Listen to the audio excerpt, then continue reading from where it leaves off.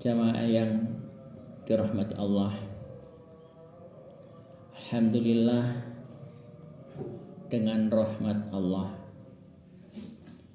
kita sekalian dikumpulkan di tempat yang mubarakah ini untuk melaksanakan ibadah sholat Jumat yang merupakan kewajiban per pekan bagi kita sekalian.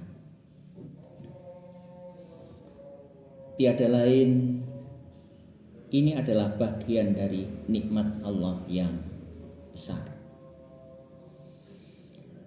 Tak lupa maka marilah kita selalu bersolawat dan bersalam kepada Rasulullah Sallallahu Alaihi Wasallam, penuntun hidup kita sejak di dunia ini, dan kita harapkan nantinya ketika di yaumil mahsyar kita di bawah bendera Rasulullah dan mendapatkan kesempatan untuk minum air telaga Haud, yang apabila minum air itu maka untuk selanjutnya tidak mengalami kehausan sampai dengan masuk ke surganya Allah Subhanahu wa taala. Allahumma amin.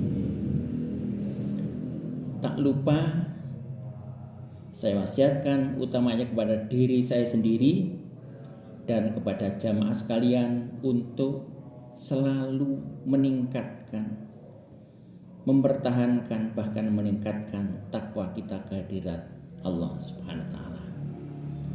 Karena takwa itu adalah khairuz zat, sebaik-baik bekal ketika kita hidup di dunia ini, dan tentunya sebaik-baik bekal ketika kita menghadap kehadirat Allah pada hari kita menghadap kehadirat Allah pada nantinya. Jamaah yang dirahmati Allah, tidak terasa maka kita sudah berada di bulan Dzulqa'dah, bulan antara dua hari raya, yaitu bulan di mana sebelumnya ada Idul Fitri, dan kira-kira 3 pekan mendatang kita sudah masuk ke dalam Idul Adha yang penuh dengan barokah itu. Jamaah yang dirahmati Allah, Allah berfirman dalam surat Al-Kautsar, A'udzubillahi minasyaitonirrajim. Bismillahirrahmanirrahim. Inna a'tainakal kautsar fasholli li rabbika wanhar. Sesungguhnya aku memberimu nikmat yang sangat banyak. Fasholli, maka sholatlah, li rabbika, untuk Tuhan, wanhar, dan sembelihlah hewan kurban. Dan kalau kita sudah sholat dan menyembelih hewan kurban, maka janji Allah, inna syani'aka wal abtar, orang yang membencimu, orang yang memusuhimu, dia akan terputus dari nikmat, dari barokah Allah Subhanahu wa ta'ala. Na'udzubillah, summa na'udzubillah. Jamaah yang dirahmati Allah, dalam bulan Dzulhijjah, bulan bahasa Jawa bulan besar, maka ketika Idul Adha tidak ada perbuatan yang terbaik kecuali mengalirkan darah hewan kurban. Sekali lagi, tidak ada perbuatan yang terbaik kecuali mengalirkan darah hewan kurban. Sehingga Rasulullah SAW pernah bersabda, mangkana lahu sa'atan walam yudahi fala yaqrabanna musallana. Barang siapa yang punya harta yang cukup, artinya pada hari itu dia dan keluarganya tidak mengalami kesulitan ekonomi, tidak mengalami kelaparan, dan mempunyai harta lebih dari itu, walam yudhohi, tetapi dia tidak mau berkurban, fala yakrobanna, maka janganlah mendekati. Dan di situ pakai nun taukid, artinya benar-benar nggak usah mendekati mushollana, tempat sholat kami. Jamaah yang dirahmati Allah, Rasulullah itu ketika Idul Fitri ataupun Idul Adha, itu meskipun beliau punya masjid yang bisa menampung jamaah, tapi beliau sholatnya di dekatnya situ, dekat masjid. Ada tanah lapang yang kalau tidak salah namanya Al-Baqi, maka beliau melakukan sholat idnya di Al-Baqi itu. Maka kita berusaha untuk mengikuti sunnah Rasulullah. Idul Fitri dan Idul Adha kita laksanakan di tanah lapang di halaman SD Gadung Sari 1. Jamaah yang dirahmati Allah, dan ketika Rasulullah melaksanakan itu, maka beliau hanyalah melaksanakan firman Allah, fasholli li rabbika wanhar. Sholatlah untuk beribadah ke hadirat Tuhanmu, wanhar, dan sembelihlah kurban. Tidak ada pikiran lain kecuali melaksanakan perintah Allah seperti itu. Ya Allah, dengan izin Allah, ternyata hal itu banyak diikuti oleh umat Islam. Dan luar biasanya, bahkan kalau dijumlah hewan kurban setiap tahun itu jutaan jumlahnya. Dan beliau itu diantaranya pernah berkurban dengan bikab syaini, malihaini, akronaini. Beliau berkorban dengan 2 domba, 2 kibas. Yang malihaini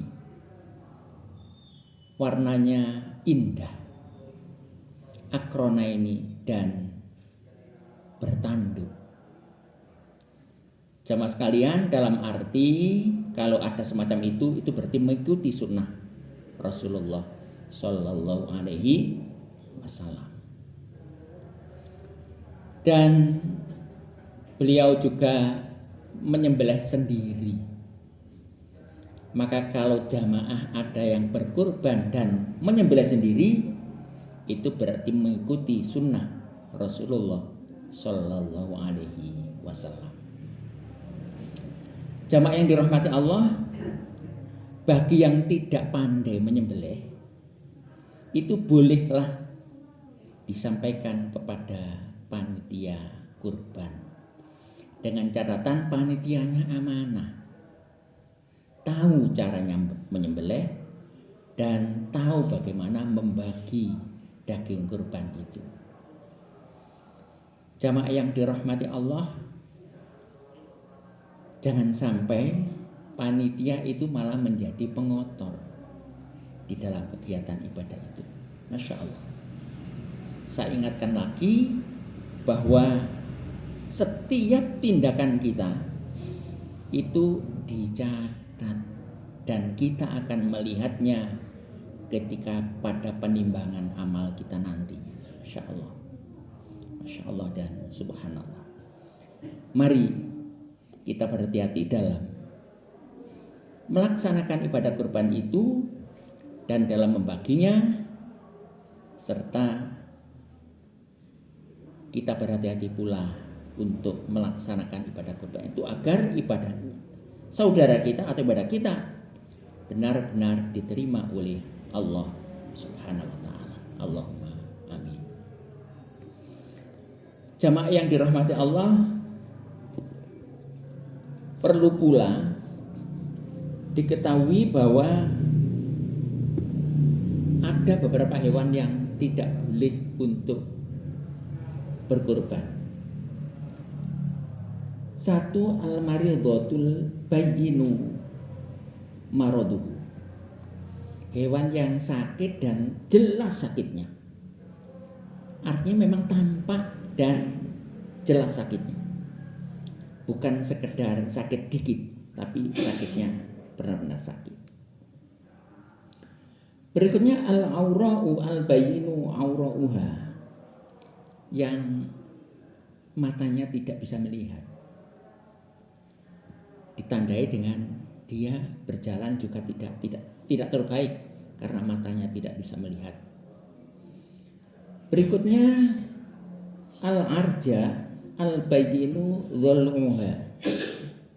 Hewan itu pincang dan jelas pincang. Berikutnya yang tidak boleh adalah al-ajfa, hewan yang kurus sehingga tidak ada daging dan lemaknya. Jamaah yang dirahmati Allah, itu di antara hal yang perlu kita perhatikan. Dan hewan itu, kalau kambing itu musinnah, berusia setahun atau sudah lepas giginya, bahasa Jawanya sudah poek. Untuk gibas itu minadhan, bisa pula dengan yang sudah berusia 6 bulan,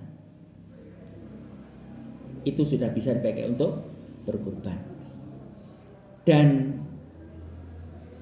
jamaah sekalian, maaf kalau ada hewan kurban yang sanglir, itu boleh dipakai untuk ibadah kurban karena tidak mengurangi nilai dari hewan itu.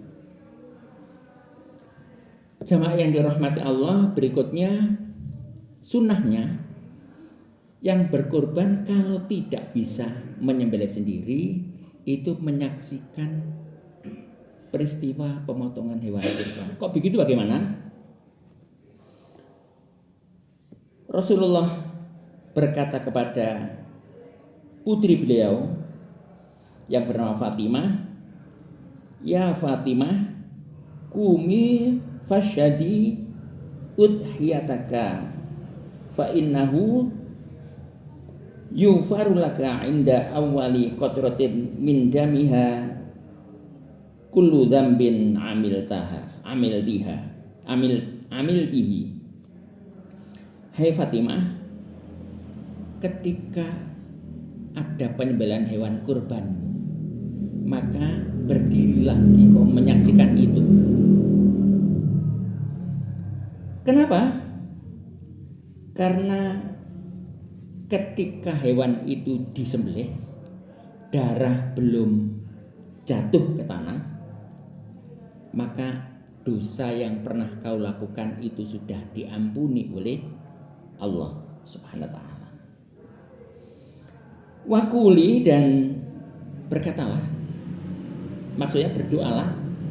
Doanya, inna sholati wa nusuki wa mahyaya wa mamati lillahi rabbil alamin. Sesungguhnya sholatku, ibadahku, pengorbananku ini, wa mahyaya, dan masa hidup saya, wa mamati, dan masa kematian saya, lillahi rabbil alamin, untuk Allah penguasa seluruh jagat. La syarika lahu, tidak ada sekutu bagi Allah. Jadi Allah itu ketika menguasai jagat ini tidak butuh bantuan siapapun. Wa bidzalika umirtu, dan dengan keyakinan semacam itu saya diperintah, berkeyakinan bahwa Allah itu tidak butuh bantuan siapapun. Wa ana awwalul muslimin, dan saya orang yang awal menjadi berserah diri beragama Islam kepada Allah Subhanahu wa taala. Jamaah sekalian, itu diantara sunnah ketika kita melakukan ibadah kurban, dan pastinya ketika kita berkurban kan doanya Allahumma hadza laka, ya Allah, hewan kurban ini milik Paduka, wabika, dan dengan Paduka kami bisa berkurban, wa ilaika, dan untuk Paduka kurban kami, fataqabbal min siapa, maka terimalah ini dari siapa yang berkorban, dan bahkan itu bisa untuk keluarganya juga. Jamaah sekalian, pastilah apa yang kita korbankan itu, yang pertama itu milik Allah, yang kedua pasti akan kembali kepada Allah, dan itulah yang akan menjadi milik kita ketika kita sowan ke hadirat Allah Subhanahu wa taala. Jamaah sekalian, rezeki kita itu apa yang kita nikmati, dan ibadah kita itulah yang akan kita peroleh nantinya setelah di akhir zaman.